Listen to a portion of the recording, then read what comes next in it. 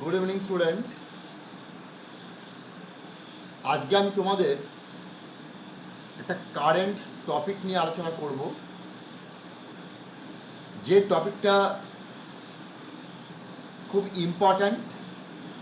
এখান থেকে তোমরা অনেক ডেটা তথ্য পাবে, অর্থাৎ কারেন্ট ইকোনমিক ইনফরমেশন, এবং তার সঙ্গে তোমরা পাবে কনসেপ্ট, যেটা কোভিড-19 ফলে আমাদের informal sector, unorganise sector, MSME এই ক্ষেত্রে কি প্রভাব পড়বে এবং গোটা ভারতবর্ষে অর্থনীতিতে এটা কি প্রভাব ফেলতে পারে, সেই সম্ভাবনাটাকে নিয়ে আমরা আজকে আলোচনা করব, যেটা ভীষণ ভীষণ তোমাদের পক্ষে কার্যকর হবে সিভিল সার্ভিস এক্সামের জন্য বা অন্যান্য ব্যাংক থেকে আরম্ভ করে যে কোনো পরীক্ষা, কম্পিটিটিভ এক্সাম। আমি যে ইউটিউবে ক্লাস নিচ্ছি, এর বাইরেও আমি স্কাইপে ক্লাস নিই। সেটা আমার পেড চ্যানেল।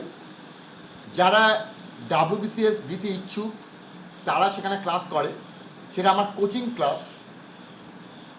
সেটা মঙ্গল, বৃহস্পতি, শনি 8টা থেকে 9:30, 10টা অবধি হয়। তো সেই ক্লাসটা সিলেবাস ভিত্তিক, WBCS এর সিলেবাস টপিকগুলো নিয়ে।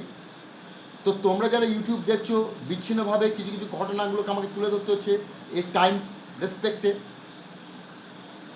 তো তোমরা যারা চাও যে WBCS এর ওপর আমরা একদম সিলেবাস ভিত্তিক টপিক ওয়াইজ ক্লাস করব অনলাইন, আমরা প্রশ্ন করব, আমরা উত্তর জানব, আমরা আলোচনা করব, তারা চাইলে আমার স্কাইপ ক্লাস জয়েন করতে পারো। কিন্তু সেটা পেড চ্যানেল। প্রতি সপ্তাহের মঙ্গল, বৃহস্পতি, শনি 8টা থেকে 9:30 এই টাইম। তো যারা ইচ্ছুক সেখানে দিতে হয় মান্থলি 250 টাকা, 250 রুপিস পার মান্থ। তো সেখানে যদি তোমরা ক্লাসটা করো, তো সেই জায়গায় তোমরা BCS এর সিলেবাস অনুযায়ী ক্লাস পাবে রেগুলার বেসিসে। প্রিপারেশান, তার সঙ্গে MCQ সবটাই পাবে, নোটস পাবে। তো যারা ইউটিউব দেখছো, স্যাটিসফ্যাকশান হয়তো আসছে না, যদি মনে হয় করতে পারো, করলে তাদের নাম, ফোন নাম্বার এবং মেল আইডি আমার হোয়াটসঅ্যাপ নাম্বারে পাঠাতে হবে, বা তোমরা ইউটিউবে আমার কমেন্ট বক্সে পাঠিয়ে দিতে পারো, কমেন্টে, যারা ক্লাস করতে ইচ্ছুক। WBCS এর জন্য বিশেষ করে আমি ক্লাসটা নিয়ে থাকি। তো সেই ক্ষেত্রে আমরা এটা, এবং সেখানে আমরা এই কারেন্ট টপিকগুলো আমরা আলোচনা করব। তো যাক, আজকে আমি আলোচনা করছি যে the MSME sector is critical in Times of COVID-19. তাহলে কেন MSME সেক্টর ক্রিটিক্যাল? এই করোনা ভাইরাসের দ্বারা কীভাবে তার উপর প্রভাব পড়ছে এবং হোল অফ দ্য ইকোনমিতে কী প্রভাব পড়ে, তার উপরে কী তথ্য আছে আমরা সেটাকে জানবো, এবং তার উপরে কী তত্ত্ব কাজ করছে। While Indian policymakers face the tough task of containing a public health pandemic, as well as formulating swift policies to protect the most vulnerable from its adverse economic effect, a committed response to support the MSMEs is essential, imminent, and key to easing the impact of the crisis of these entrepreneurs, their employees, and the Indian economy as a whole. তাহলে pandemic স্বাস্থ্যের উপর তো একটা প্রভাব ফেলছেই, কিন্তু এর economic প্রভাব আরও বেশি। লকডাউন, দীর্ঘদিন লকডাউন। তাহলে এই যে দীর্ঘদিন লকডাউনের ফলে উৎপাদন ব্যবস্থা কীভাবে ক্ষতিগ্রস্ত হচ্ছে, এবং তার ফলে কর্মহীন হচ্ছে লোকে কীভাবে, কত, এবং সামগ্রিকভাবে ভারতীয় অর্থনীতিতে এর প্রভাব কতটা ক্ষতিকর, আমরা কিছু কারেন্ট তথ্য তুলে ধরে এই জায়গাটা আমরা বলব। A large fraction of India's firms are small, informal and operate in the unorganized sector. মানে কি, আমরা যদি দেখি যে ভারতবর্ষের যত, মানে একটা বিরাট সংখ্যক উৎপাদক সংস্থা, খুব ক্ষুদ্র, ইনফর্মাল, অত চিরাচরিত জায়গায় নয়, and operate in the unorganise sector, মানে এরা অর্গানাইজ নয়, যে গভর্নমেন্ট রেজিস্টার্ডভুক্ত হয়ে একটা অর্গানাইজ ফর্মে থাকা তা নয়। Recent annual reports on micro, small and medium enterprises indicate that the sectors contribute to around 30% of India's GDP. খুব ইম্পর্ট্যান্ট যে এমএসএমই ভারতের জিডিপিতে কত কন্ট্রিবিউট করে, এই তথ্যটা তোমরা পেয়ে গেলে যে এমএসএমইর কন্ট্রিবিউশন জিডিপিতে হচ্ছে 30%, অর্থাৎ টোটাল যে আমাদের আয় তার 30% আসে এই সার্ভিস সেক্টরটা থেকে, এই ইন্ডাস্ট্রিয়াল সেক্টরটা থেকে, 30% of India's GDP. And based on conservative estimates employees around 50% of industrial workers. এবং আমরা একটা নিয়ন্ত্রিত সমীক্ষা করে দেখেছি, প্রায় দেশের 50% মানুষ এই এই এই এমএসএমইতে কর্মরত।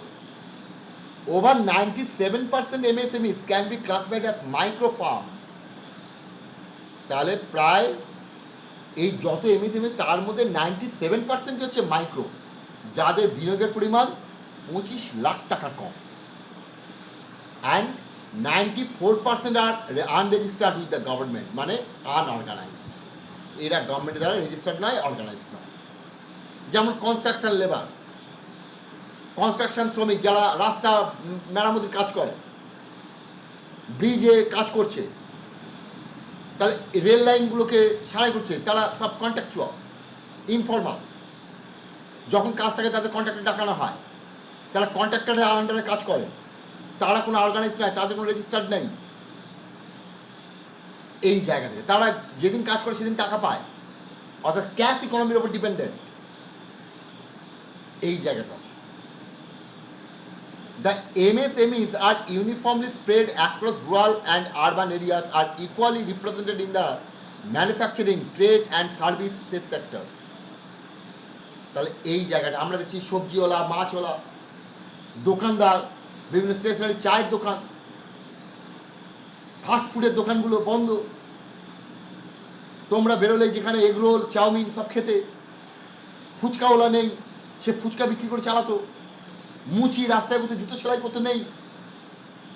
রিক্সাওয়ালা, টোটো, অটো, যারা ক্যাশ ইকোনমিতে চলে, যারা প্রতিদিন কার আয় করে প্রতিদিনের তাদের জীবন নির্বাহ করতে হয়, তাহলে এই জায়গাটা বন্ধ, লকডাউন দীর্ঘদিন ধরে। তাহলে কীভাবে চলবে না? 2/3 of MSMEs are operated by socially vulnerable groups. ভীষণভাবে সামাজিকভাবে ভীষণ দুর্বল এরা এমএসএমই প্রায় 2/3, মোটে 2/3 এই ভালনারেবল সেকশন চালায় এমএসএমই। খুব গরিব, মানে দিন আনে দিন খায়। ওই যে বললাম মুচি, ফুচকাওয়ালা, রাস্তায় দাঁড়িয়ে চপ বেগুনি ভাজছে, যে সমস্ত চায়ের দোকান, এই সমস্ত স্টলগুলো, ছোটো ছোটো স্টল, হকার, ট্রেনের হকার, বাসের হকার, এই হকাররা রেল স্টেশনের বাইরে যে সমস্ত খাবারের দোকান, ভাত টাত বিক্রি করতো,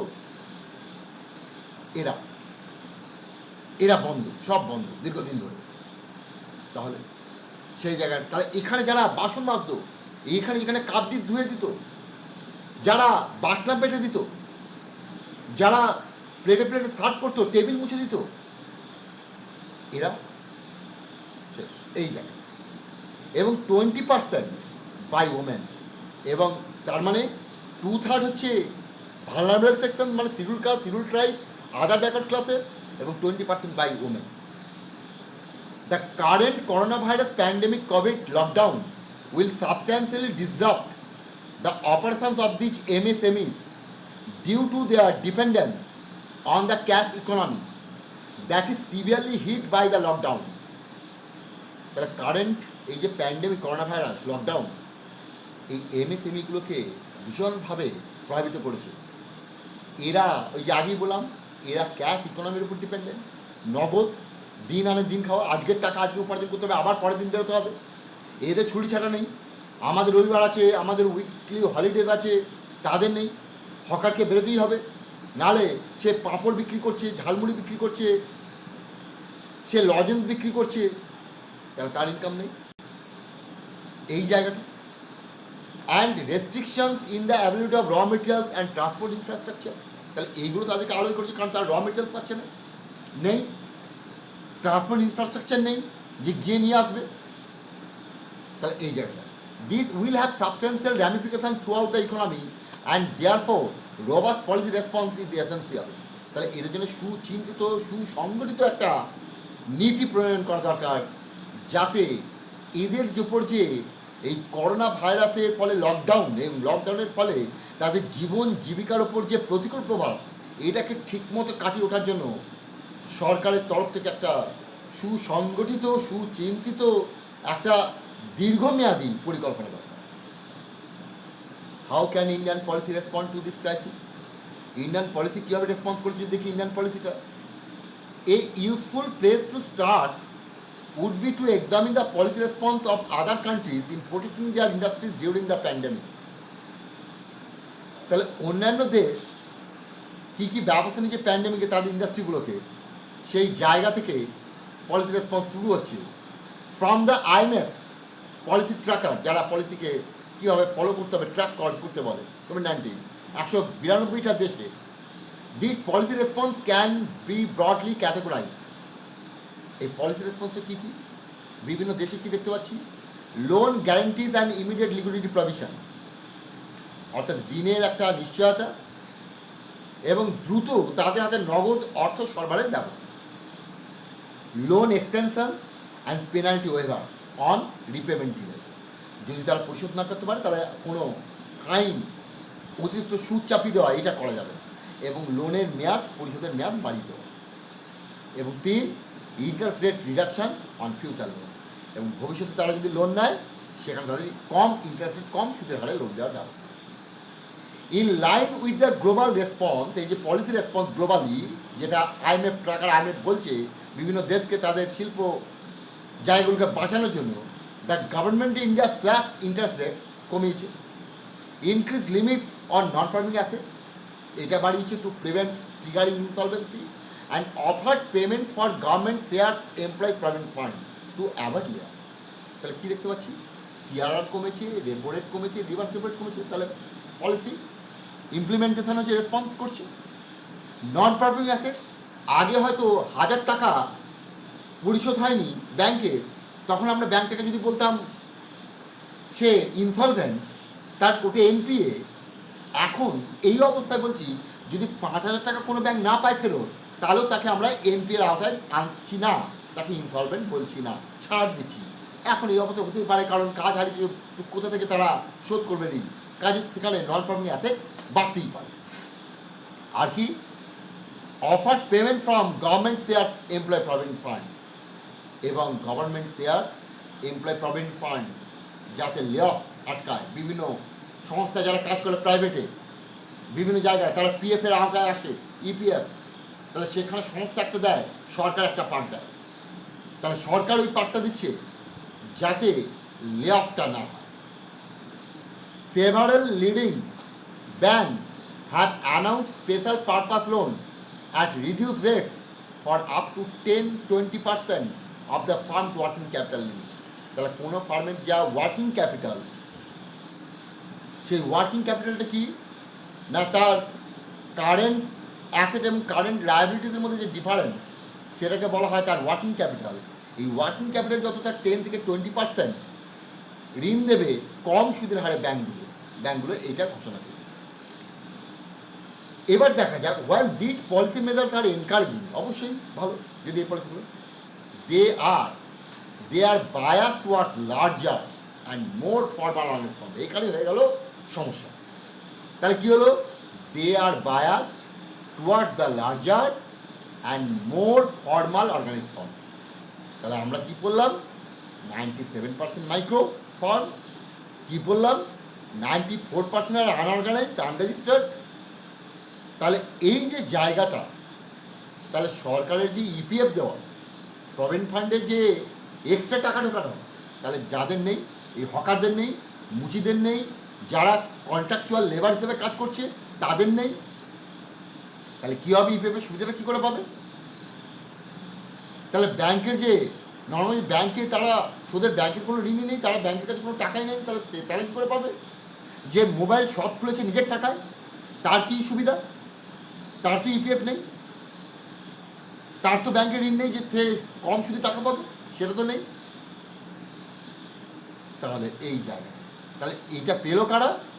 larger and more formal organized firm. However the measures are inadequate for smaller informal unorganized farm. এটাই ভারতবর্ষের কিন্তু বিরাট সমস্যা। অর্থাৎ আমরা যেটা দেখতে পাচ্ছি, আমরা যেটা বাস্তব জায়গার মুখোমুখি হতে পারছি, তাতে দেখা যাচ্ছে যে এই সমস্ত যে মার্জিনাল লেবার্স, তারা কিন্তু কোনো সহায়তার জায়গাতেই নেই। আমরা দেখতে পাচ্ছি দেশে এই সমস্ত যে মাইগ্রেটরি লেবার, এদের কী হাল, বাড়ি পৌঁছতে পারছে না, হাঁটতে হাঁটতে পথেই মৃত্যু, হাঁটতে হাঁটতে ঘুমিয়ে পড়েছে গাড়ি চাপা রেল লাইনে, তারা শুয়ে পড়েছে রেল লাইন ধরে, বাড়ি চিনতে পারবে বলে রেল লাইনের রাস্তা ধরেছে, কারণ অন্য রাস্তা তারা চিনতে পারবে না, কীভাবে আসবে? তারা রেলপথ তারা জানে যে এই লাইন দিয়ে গেলে আমরা এই পরের স্টেশন থেকে এই স্টেশন অনুযায়ী বেরোতে পারবো। রেল লাইনে ঘুমিয়ে পড়ছে খিদায় তৃষ্টায়, কেটে দিয়ে চলে গেল, মারা গেল। কি বলবে দেশের সরকার? কি দায়িত্ববান সরকার? লকডাউনটা যদি পরিকল্পিতভাবে হতো, আমার অমুক তারিখ থেকে লকডাউন হবে এই কারণে, তাহলে আমি সময় দিচ্ছি যেখানে যেখানে মাইগ্রেটেড লেবার আছে তারা চলে যাক, বাড়ি ফিরে যাক, বাড়িতে থাকুক, তারপরে আমরা লকডাউন ইম্পোজ করব। এই জায়গাটা তৈরি করেনি। এইটা সরকারের একটা মানে কি বলবো, ইডিওক্র্যাসি ছাড়া কিচ্ছু না, এই জায়গাটা তৈরি হয়েছে। তো যাই হোক, তাহলে the measure inadequate for smaller informal organization firm which form an overwhelming majority of India's industrial landscape. তাহলে যারা স্মল ইনফর্মাল অর্গানাইজ, তারাই কিন্তু এই ভারতবর্ষের যে ইন্ডাস্ট্রিয়াল যে ল্যান্ডস্কেপ, তার মধ্যে মেজর পার্ট।